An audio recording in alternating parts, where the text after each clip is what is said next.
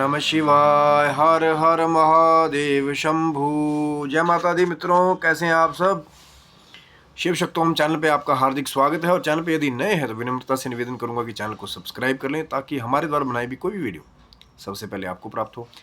Video में दिखाई जाने वाली जानकारी यदि आपको अच्छी लगे तो ज़रूर लाइक करें, शेयर करें, सब्सक्राइब करें। मित्रों, जब आप शिव शक्तोम चैनल को सब्सक्राइब करते हैं तो जो चैनल पे और भी पुरानी ज्ञानवर्धक वीडियोस हैं उनका भी लाभ आप ले सकते हैं। मित्रों, आज बात करें उस महान पर्व की जो प्रश्न युधिष्ठिर जी श्री कृष्ण से पूछते आए हैं कि महाराज, ये जो फाल्गुन शुक्ल पक्ष की जो एकादशी आएगी उसका क्या नाम है, क्या उसका फल है, और इस जो व्रत को है वो करने वालों को क्या ठाकुर जी की भगवत कृपा प्राप्त होती है।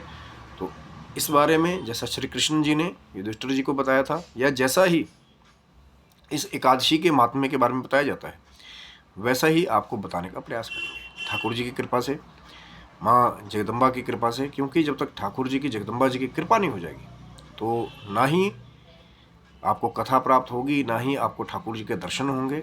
ये सब जो मायापति की माया है, सब उन्हीं का ही एक रचाया हुआ खेल है। लेकिन कहीं ना कहीं यदि आप कथा का पूरा लाभ लेना चाहते हैं तो अंत तक जो है कथा को पूरा सुनिएगा, श्रवण कीजिएगा, भाव के साथ ठाकुर जी का स्मरण करते हुए, माँ राधा रानी का स्मरण करते हुए।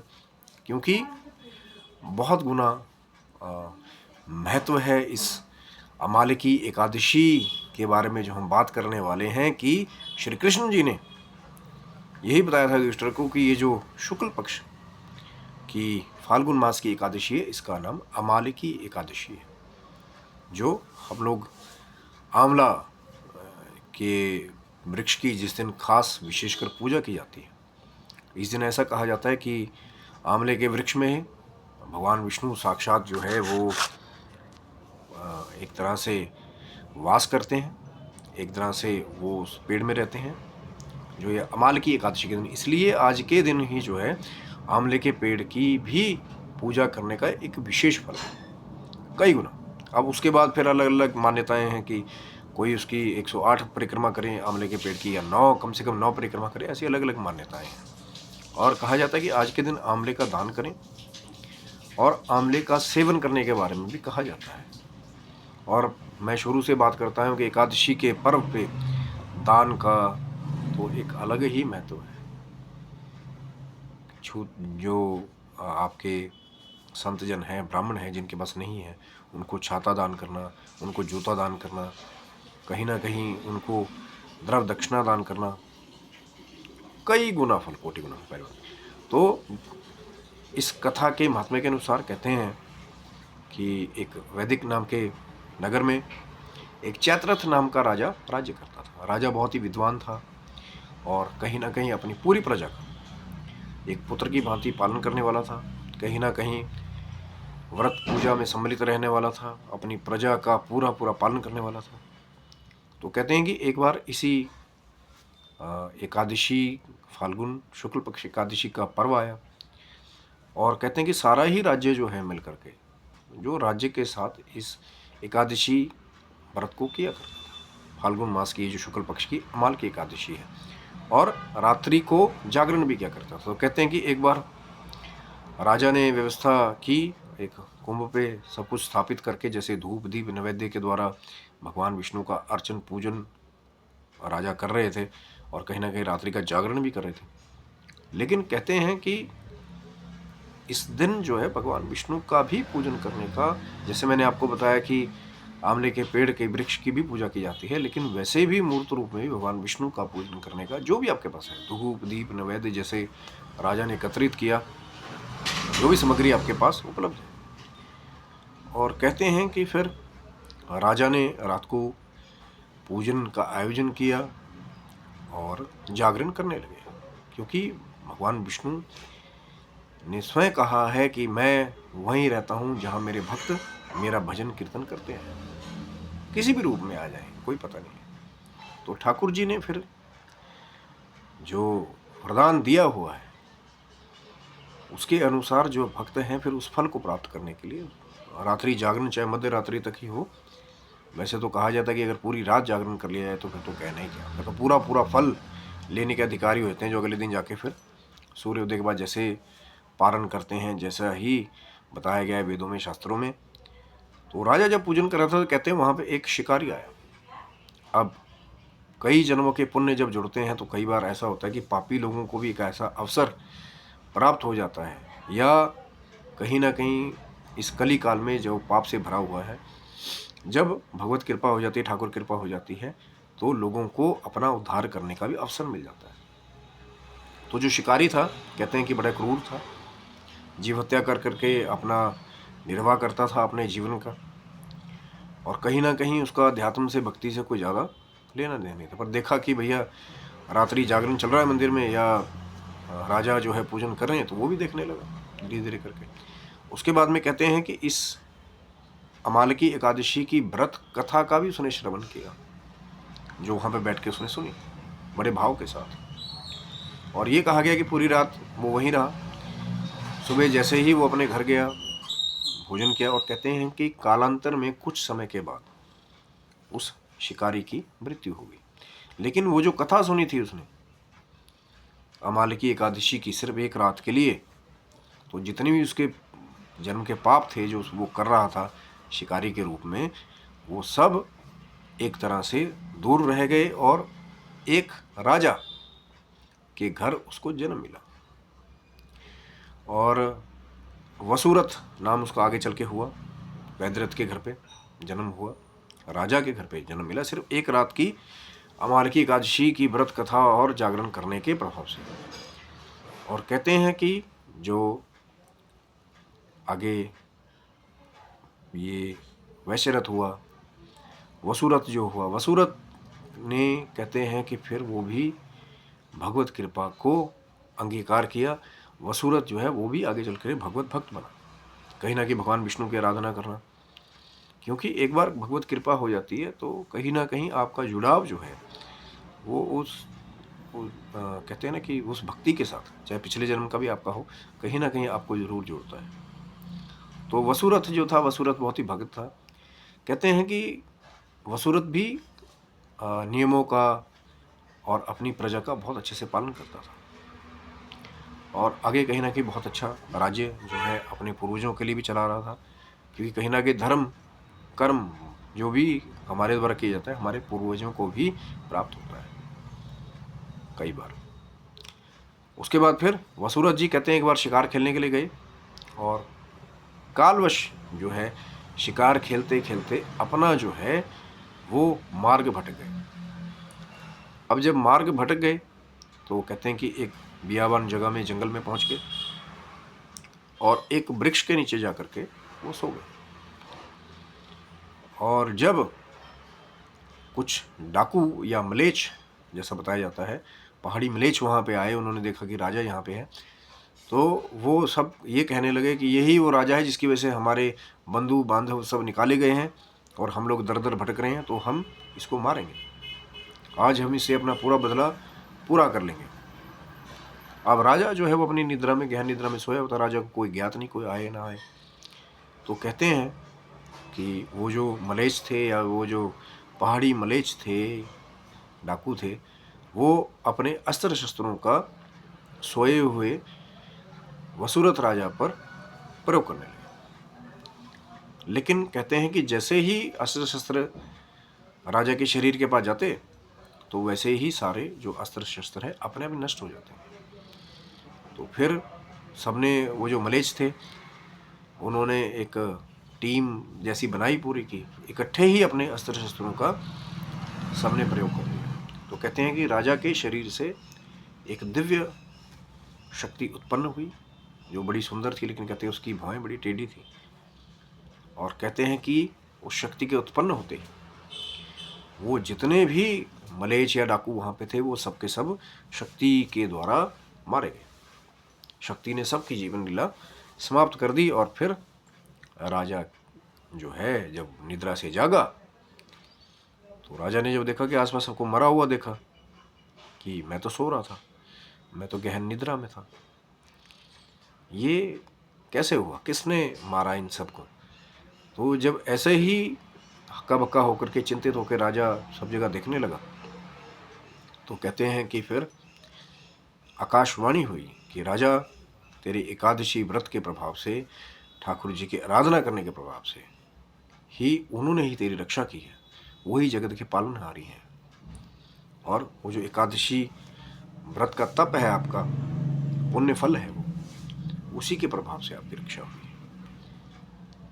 और कहते हैं कि राजा ने फिर वो जो भाव था कहीं ना कहीं एकादशी का, वो और बढ़ जाता है जब आप व्रत भी करेंगे, तप भी करेंगे और भगवान की कृपा भी हो जाएगी। तभी तो मैंने कहा ना, आप पिछले जन्म में एक खूंखार शिकारी जो है, जो किसी पर दया नहीं करने वाला, कोई अच्छा काम पुण्य कर्म नहीं करने वाला, लेकिन अकस्मात ही ठाकुर जी की कृपा से एक ऐसी जगह पहुंचता है जहाँ पे ठाकुर जी का कीर्तन हो रहा है, श्रवण हो रहा है, पूजन हो रहा है, व्रत कथा।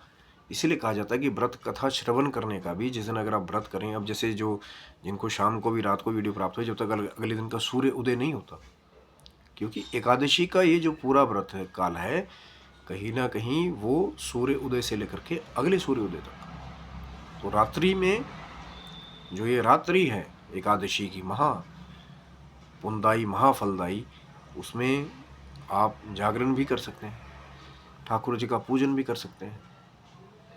और कहीं ना कहीं भजन कीर्तन से, तो जैसे मैंने पहले कहा कि ठाकुर जी ने स्वयं कहा है कि जहाँ मेरा भजन कीर्तन होता है, भक्त मेरा दिल से भाव से भजन कीर्तन करते हैं, मैं वहीं पे वास करता हूँ। अब वो किस रूप में आए या किस रूप में रहें, ये उनकी माया है, ये मायापति की माया। लेकिन ये एकादशी कि ये जो अमालिकी एकादशी है, जैसा मैंने आपको पहले बताया कि आंवले के पेड़ की पूजा, आंवले को देखिए, पर एक चीज़ और है इसमें कि बहुत सारे लोग क्या करते हैं कि उसी दिन जो है आंवला तोड़ने की भी कोशिश करते हैं चढ़ाने के लिए। देखिए, एक अलग मत है, ठाकुर जी के लिए कई लोग कहते हैं कि ठाकुर जी के लिए लेके जा रहे हैं, तो लेकिन कोशिश कीजिए कि जिस दिन उस वृक्ष की पूजन हो रहा है उस दिन ना तोड़िए। 1-2 दिन पहले ही आप व्यवस्था जो है करके रखिए। जब भी अमालिकी एकादशी का पता लगे कि हाँ 2-4 दिन में अमालिकी एकादशी है, तो आंवले की व्यवस्था जो है वो पहले कर लीजिए।